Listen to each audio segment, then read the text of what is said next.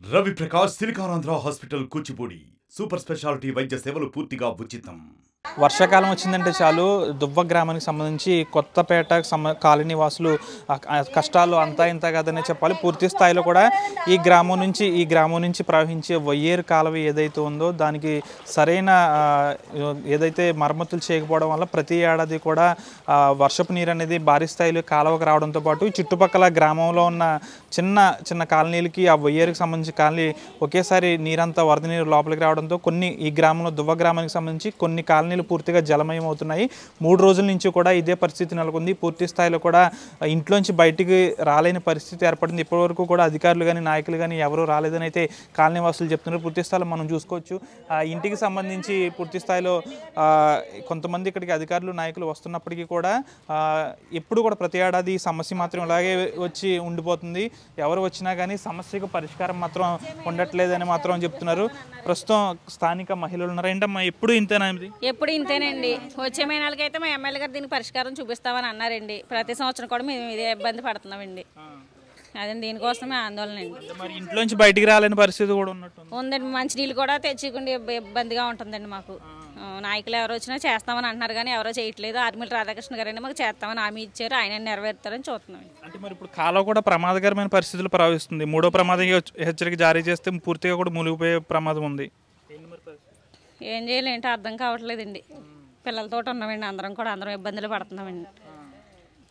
అదేండి తింటాక మాకు బాగా వత్తాక లేదండి. ఇల్లు దిగిపోయింది. ఇంట్లోకి వచ్చేసినాయి నీళ్ళు. గొయ్యి బాగా వచ్చేసింది. ఎక్కడ మిమ్మల్ని పునరావాస కేంద్రాలకి ఎక్కడ తరలించి ఏర్పాట్లు ఏం చేయలేదా? ఇంకేం చేయలేదండి. వచ్చి చూసి వెళ్ళారండి నన్ను.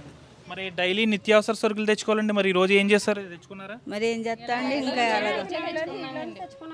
నీళ్ళలోంచి దిగే తెచ్చుకున్నామండి నిత్యావసర మరి ఇది కాలువ కదా, కొంచెం విషసర్పాలు పాములు కూడా సంచరించే అవకాశం వస్తున్నాయి.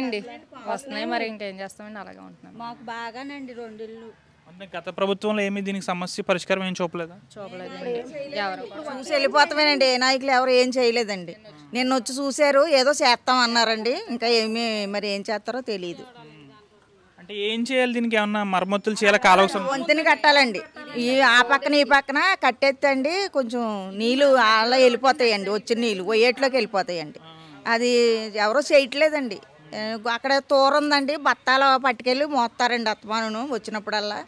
ఏదో వాళ్ళకు చేస్తున్నారు కానండి పరిష్కారం ఇలాగే ఉందండి.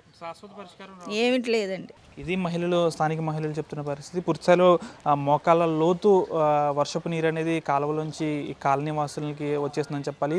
గత 2 రోజుల నుంచి కూడా నిత్యావసర సరుకులు కూడా తెచ్చుకోకుండా అనేక ఇబ్బందులు ఎదుర్కొంటున్నాము. దీనికి శాశ్వత పరిష్కారం ఏర్పాటు చేయాలని కోరుతున్నారు.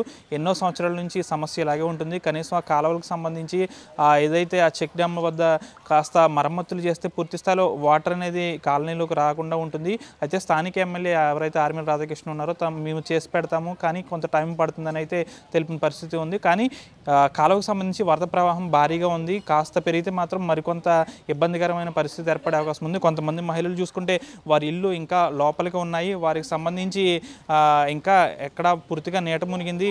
ఇక్కడ ఇంతలా ఉన్నప్పుడు కూడా ఇంకా పునరావాస కేంద్రాలకు కూడా ఇంకా తరలించలేదని అయితే మహిళలు వాపోతున్నారు. పూర్తి స్థాయిలో చాలా ఇబ్బందికరమైన పరిస్థితులు ఏర్పడ్డాయి. పూర్తిగా ఇక్కడ కాలువకు సంబంధించి కాలువలో వెళ్ళే విషసర్పాలు కూడా కాలనీల్లోకి వచ్చేస్తున్నాయని అయితే పూర్తి స్థాయిలో ఇబ్బందులు పడుతున్నారు.